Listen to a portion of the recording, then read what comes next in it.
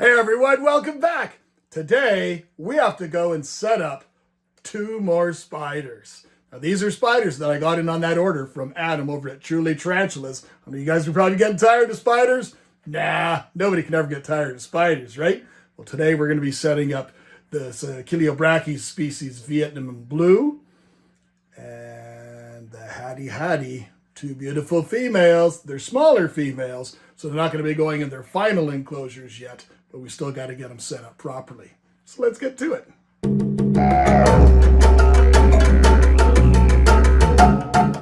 Okay, I think we're ready to go ahead here. For a lot of my smaller species or mid-sized species, once they've juvened up from the different vials and stuff, I usually like to set them up in these little containers here. I get these off Amazon. I can't remember the name. I used to buy them. I've bought them in bulk. I like the fact that they've got the locking hinged lids. We melted some holes through for ventilation on the top as well as on the sides. But they stack well, they nest well, and they kind of stay in place, and they don't affect the ventilation of the one above it. So that's really, really cool. And they got a nice little handle and stuff like that. It just gives a little bit more safety. So for working with these, they've all been cleaned out. I've got lots of these. These are kind of one of my next stage after the vial, as I mentioned. But to set these guys up, the hatihati is a species that comes from the islands of Sulawesi. And it used to be called Cyriopagopus hatihati. And now I believe it's got a new name, Phormingochilus. But it is a stunning, stunning spider that gets a lot of purple coloration when it matures. So it's a beautiful, beautiful species. This is a ground dweller. Habit that, it's going to live on the ground. It's not really a true fossorial, but it does live on the ground. And it lives in kind of lush rainforest on the forest floor, as I mentioned. They are very, very fast and darty, similar to a lot of the old world species. So you want to be very, very cautious in how you about doing them. So we do have our catch cup, we do have our tools and stuff, and to my side, I've got some other tools and stuff should I need them. So we're going to go ahead and get her set up. We're going to have to get some of my substrate mix that I've already pre-made up. My substrate mix is the same that I use for most of my species. It's very, very moisture retentive should we want it to be. It's basically leaf litter made out of leaves that I collect here. It's got some peat moss, it's got some charcoal, it's got some white wrought wood in it. Do some of these things offer any benefits to this particular species? No, none whatsoever. But it does offer in the fact that it works well for all my animals. It drains well. It holds moisture well. It's all in all, it works really, really well for almost everything that I want to do. So I just continuously use it. This is more of a ground dweller, not necessarily a true fossorial. So I'm thinking of the idea of just giving her some sort of piece of shelter. I put some substrate down there first to kind of give it a starting point, I guess. There we go. She's got kind of a central starting point there, and then we'll just kind of maybe do this.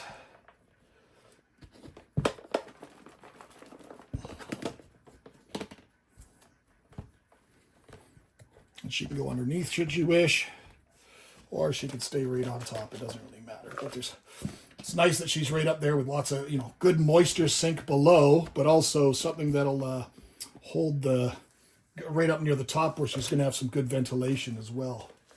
I'm just drop some of that down there.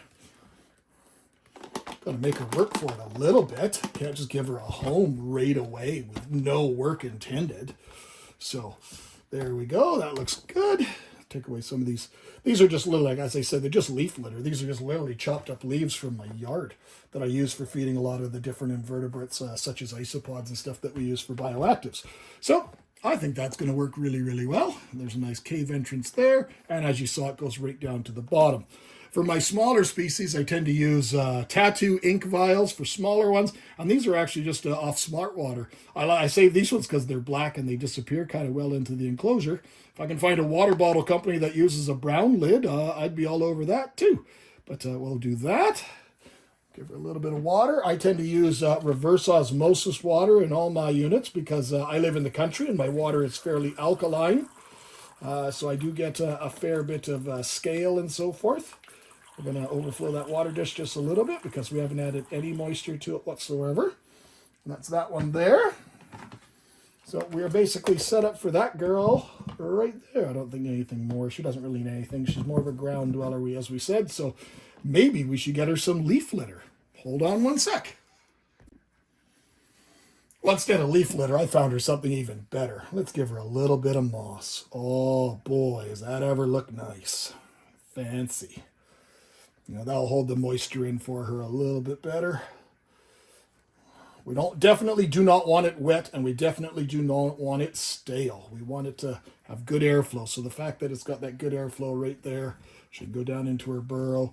That is perfect. So let's get ready to set her up in her enclosure. This is what I often refer to as ouch time.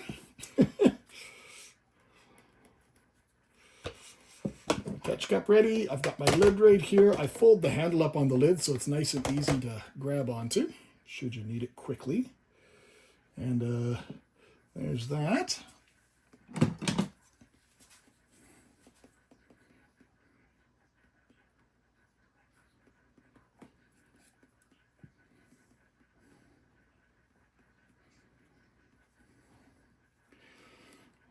It's a Christmas.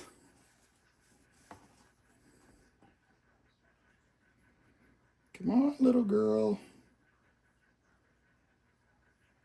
There she is, right there. And let's see if we can brush her off into her habitat.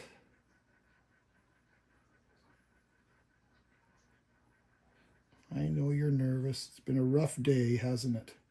You can let go of my tongs. They're just rubber.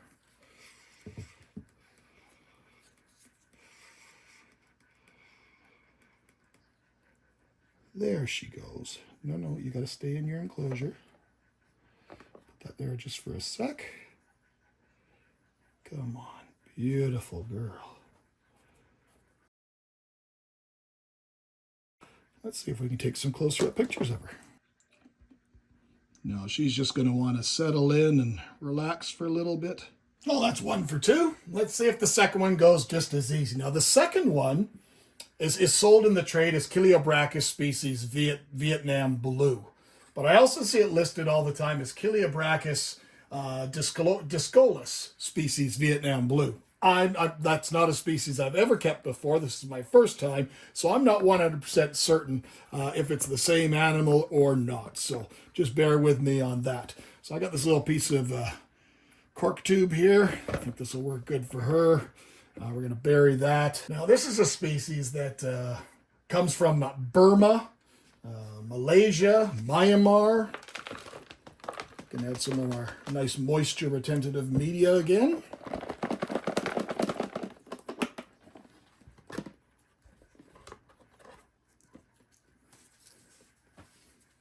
And this one is a true fossorial species, so it is going to want to dig down. So by us giving it this type of habitat, this is good.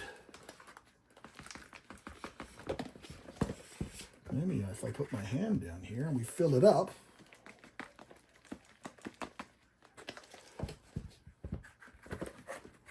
that tendency to dig will kick in, and then she can be, and we'll go and bury it.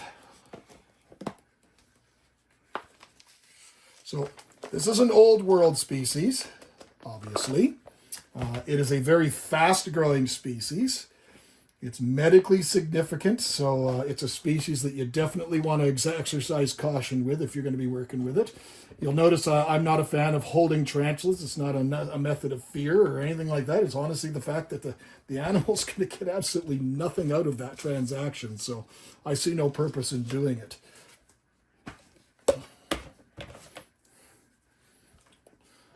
To each his own. You want to do it, by all means, go ahead. But I don't think you're braver than anybody else if that's the reason you're doing it for. But I set up enclosures, and I enjoy the animals to watch their behaviors, and I give the animals the respect they deserve.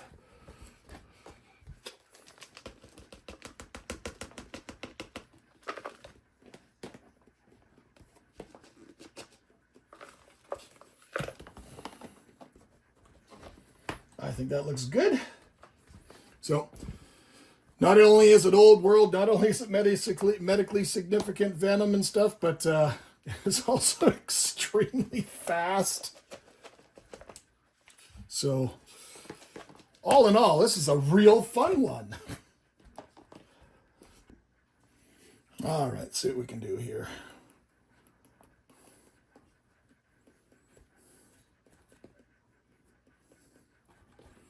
Everybody deserves a little bit of moss, right? There we go. She's going to probably bury sections of it. Again, we got our little water dish there. Some reverse osmosis water.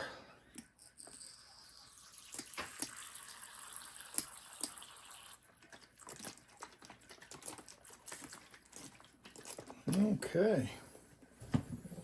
And that is another one good to go. Clear out some of our clutter. We're going to definitely need this one. Don't need this one. Let's put it more center of the table. Get our catch cup ready.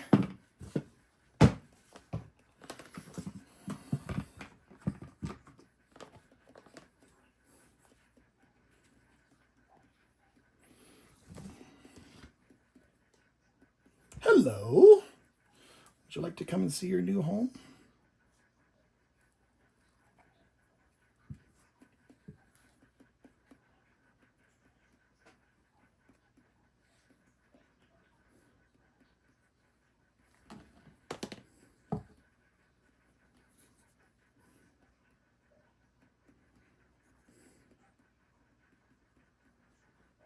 There she is. It's just a little wee one.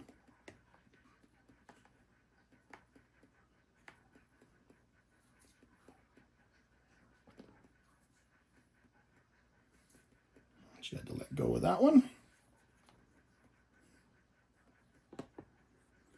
And there she is there. She's not the most exciting animal at this stage. She's just brown, but let's see if we can get her going. Well, there she is, little jumps. And she's probably going to dash right into that hole right away. Maybe not. Maybe we will be able to get a picture. Let's see. And nope, she's already gone in her hole. So there you have it. Well, there's two more tarantulas that are set up from that incredible order. And nothing happened. It was pretty straightforward. Wish they could all go that way. So hope you guys enjoyed that one today. I know it wasn't anything overly exciting, and surely the second one, she didn't really give us much of a show, but it's always fun in games when you're playing around with spiders. So, till next time, my friends, take care.